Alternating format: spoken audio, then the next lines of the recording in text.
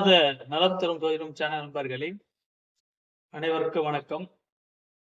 இன்று நாம் காண இருப்பது கலத்திர தோஷம் என்றால் என்ன, அதற்கான பரிகாரங்கள் என்னவென்று பார்ப்போம்.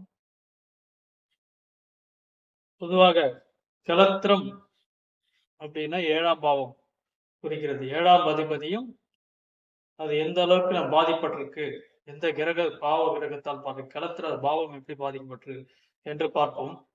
இதில் 7ஆம் பாவம் மட்டும் இல்லாமல் 2 குடும்பஸ்தானம், 7ஆம் பாவம் கலத்திர ஸ்தானம், 8ஆம் பாவம் மாங்கல்ய ஸ்தானம், இதை பொறுத்துதான் கலத்திர தோஷம் எப்படி என்று பார்ப்போம். பொதுவாக ஒரு ஜாதகத்தில் கலத்திர தோஷம் ஏற்பட்டால் அதற்கான என்ன கிரக நிலையும் கிரக சேர்க்கையும் கொண்டுதான் நாம் பார்க்க வேண்டும். ஒருவருக்கு திருமணம் வாழ்க்கையில் ஒரு வாட்டிதான். ஏனென்றால் திருமணம் சரியில்லைன்னா நம்ம அடுத்த ஜம்பம் ஒரு தொழிலோ உத்தியோகமும் சரியில்லை, வேற தொழிலோ உத்தியோகத்துக்கு நாம் மாறிக்கொண்டிருக்கலாம். ஆனா திருமணத்தை மிக கூர்ந்து கவனித்து இரு வரன் ஜாதகத்தையும் பார்த்து நாம் பொருத்தம் பார்க்க வேண்டும். ஆகவே தோஷம் அப்படி என்றால் முதலில் அதுக்கான பாவ கிரகங்களை நாம் அறிய வேண்டும். ஜாதகத்தில் எந்த அளவுக்கு பாவ கிரகங்கள் இருக்கிறது. ஆக பாவ கிரகங்கள் செவ்வாய், சனி, ராகு, கேது இந்த கிரகங்கள் தொடர்புள்ள அந்த தோஷத்தை நாம் பார்க்க வேண்டும். ஆகவே செவ்வாய் 2, 4, 8, 12 இருந்தால் செவ்வாய் தோஷம் என்று சொல்கிறோம். அதே போல் சனி 7ஆம் இடத்தில் இருந்தாலும், சனி செவ்வாய் சேர்க்கை 7 அல்லது 2ஆம் இடத்தில் 8ஆம் இடத்தில் இருந்தாலும் இது கலத்திர தோஷம் என சொல்கிறோம். அதே போல் மிக முக்கியமான கலத்திர தோஷத்தில் இந்த ராகு கேதுகள் சர்வதோஷம். ஏனென்றால் சர்வதோஷம் மிக மிக ஒரு முக்கியமான ஒரு தோஷத்தை திருமண வாழ்க்கை. ஏனென்றால் சர்வதோஷம் இருந்தால் உற்றோருக்கு மற்றவருக்கும் சர்வதோஷம் இருக்க வேண்டும். இது என்னவென்றால் லக்னத்தில் ராகு அல்லது கேது இருந்து 7ஆம் இடத்தில் ராகு அல்லது கேது இருந்தால், இல்ல 2ஆம் இடத்தில் ராகு அல்லது கேது இருந்து 8ஆம் இடத்தில் ராகு அல்லது கேது இருந்தால் இது சர்வதோஷ நாகதோஷ ஜாதகம். இது ரொம்ப முக்கியமான ஒரு தோஷமாகும். ஆகவே இந்த இணைப்பு தோஷம் உள்ளது தோஷம் தான் நாம் சேர்க்க வேண்டும்.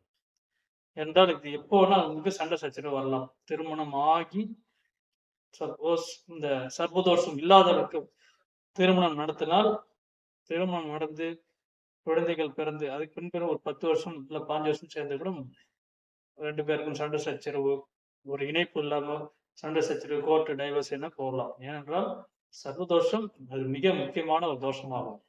அதே போல் 7, 8 சுத்தமா இருக்கு சார், எந்த ஒரு கட்டத்திலையும் எந்த ஒரு கிரக நிலையும் பாவ கிரகம் சேர்க்கை இல்லை, 2, 4, 7, 8, 12 அப்படின்னாலும் 2ஆம் அதிபதியும் இல்லை 7ஆம் அதிபதியும் பாவ கிரகத்தால் பார்க்கப்பட்டிருந்தால், உதாரணத்துக்கு சனி பார்வை எந்த அளவுக்கு 7ஆம் இடத்தில் பார்வை இருக்கிறோ அந்த அளவுக்கு நமக்கு மேரேஜ் தள்ளி போகலாம், இல்ல திருமண தடை ஏற்படலாம். திருமணத்துக்கு பிறகு திருமணம் தடை, திருமணத்துக்கு பிறகு சண்டை சச்சரவு இதெல்லாம் நடக்கும். ஏனென்றால் சனியோட பார்வை கடுமையானது. ஆகவே சனி பார்வை 7ஆம் இடத்தில் 7ஆம் பார்வை இருந்தால் இவர்களுக்கு திருமணம் மிக மிக எளிதில் நடப்பதில்லை. 40 வயது சில பேருக்கு நிறுவனாலும் திருமணம் நடக்கல. ஏன்னா சனியோட பாதிப்பு.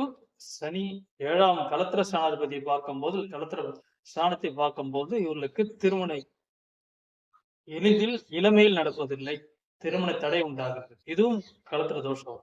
சனி செவ்வாய் சேர்க்கை 7ஆம் இடத்தில் இருந்தாலும் 8ஆம் இடத்தில் இருந்தாலும் 2ஆம் இடத்தில் இருந்தாலும் அது தோஷமாகும். ஆகவே சனி செவ்வாய் சேர்க்கை இருக்கக்கூடாது.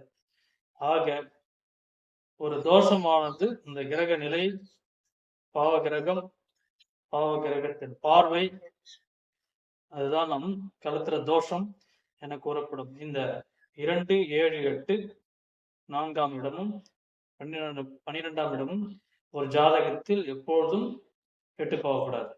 சுத்தமான ஜாதகம் இருந்தாலும் அதற்கான பார்வை கெடுபலன்களை கொடுக்கிறது, தோஷங்கள் உண்டாகும். பாவ கிரகத்துக்கான பார்வையும் அந்த ஸ்தானத்துக்கு கலத்திர ஸ்தானத்து அதிபதிக்கும் இணைவு, பாவ கிரகங்கள் இணைவு, பார்வை இதெல்லாம் சேர்த்தா நம்ம கலத்திர தோஷம் என கூறப்படுகிறது. இதுக்கு முக்கியமாக நாம் செய்ய வேண்டியது தோஷம் உள்ள ஜாதகத்தை தோஷம் உள்ளதுதான் நாம் பொருத்தம் செய்ய வேண்டும். நாகதோஷம் இருந்தால் நாகதோஷத்தை பார்க்க வேண்டும். செவ்வாதோஷம் இருந்தால் செவ்வாதோஷ ஜாதகத்தை நாம் பார்க்க வேண்டும்.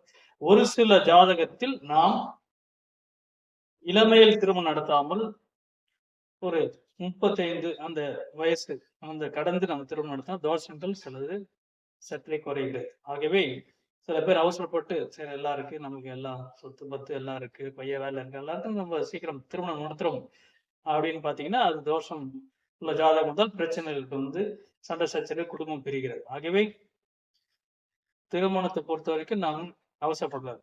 மேரேஜ் லேட்னா லேட் அதேதான். அது தசாபத்தி வரும்போது அதுக்கான சரியான தசாபத்தி இல்லாமலும் வரன் பார்க்கும்போது தசாபத்தி இல்லை அப்படின்னா அந்த திருமணத்தை நம்ம நடத்தது. அதுக்கான 7ஆம் அதிபதி திசை நடக்க வேண்டும். ஆகவே இதெல்லாம் சேர்ந்தால் நாம் திருமண வாழ்க்கை எப்படி என்று நாம் பார்ப்போம். இதுக்கு பரிகாரம் முக்கியமாக நாம் சொல்ல போனால் குரு பார்வை என்றால் தோஷங்கள் கொஞ்சம் குறையும். ஆகவே ஆலப்பட்டி சென்று நாம் பரிகாரம் பண்ணலாம். அதே போல் சுக்கிரனும் ஜாதகத்தில் கலத்திரகாரர்கள் சுக்கிரன் கெட்டு போயிருந்தாலும் அதுக்காக நம்ம கலத்த தோஷம் என்று சொல்கிறோம். ஆகவே சுக்கிரனுக்கு முக்கியமாக ஸ்தலம் அது அந்த ஸ்தலத்துக்கு போக வேண்டும். அதே போல் உங்களுக்கு முக்கியமா எந்த கிரகம் பாதிக்கப்பட்டிருக்கோ ராகு கேது பாதிக்கப்பட்டிருந்தால் ஸ்ரீ காளேஸ்வரி போய் அதுக்கான பரிகாரம் நாம் பண்ண வேண்டும். ராகு கால பூஜையில் காளேஸ்வரி சென்று பரிகலாம். இல்லை என்றால் கும்பகோணத்தில் இருக்கும் திருநாகேஸ்வரம் அல்லது கீழ்பெரும்புலம் கேது ஸ்தலம் இந்த ஸ்தலத்தில் போய் நாம் அதுக்கான பரிகாரம் செய்ய வேண்டும். சனி பகவானால் களத்திர தோஷம் ஏற்பட்டிருந்தால் கருத்திர தோஷம் ஏற்பட்டு இல்லை திருமணம் தடை இருந்தால் இவர்கள் திருநள்ளாறு சென்று சனி பகவானை சனிக்கிழமை சென்று அங்கே அதுக்கான பரிகாரத்தை அவர்கள் செய்யணும். ஏனென்றால் நான் சொல்றது பரிகாரத்துக்காக நம்ம ரொம்ப அதிகமா நம்ம செலவு பண்ண தேவையில்லை. இதுக்கு வந்து நாம் முக்கியமாக ஒருவருக்கு அந்த ஜாதகருக்கு அந்த கிரகத்தை எந்த கிரகத்தால் பாதிப்பு இருக்கோ அந்த நவகிரக கோயிலுக்கு சென்று அதற்கான வைப்ரேஷன் ஃபுல்லா அந்த நவகிரக கோயில்ல எந்தெந்த கிரகம் இருக்கோ அந்த வைப்ரேஷன் அவருக்கு கிடைக்க வேண்டும். அதற்கு பிறகு இந்த பரிகாரத்தை பண்ணி வந்தால் அவர்களுக்கு விரைவில் திருமணம் நடக்கும். சண்டை சச்சரவு இல்லாமல் நிம்மதியான திருமண வாழ்க்கை கூடும். நன்றி, வணக்கம்.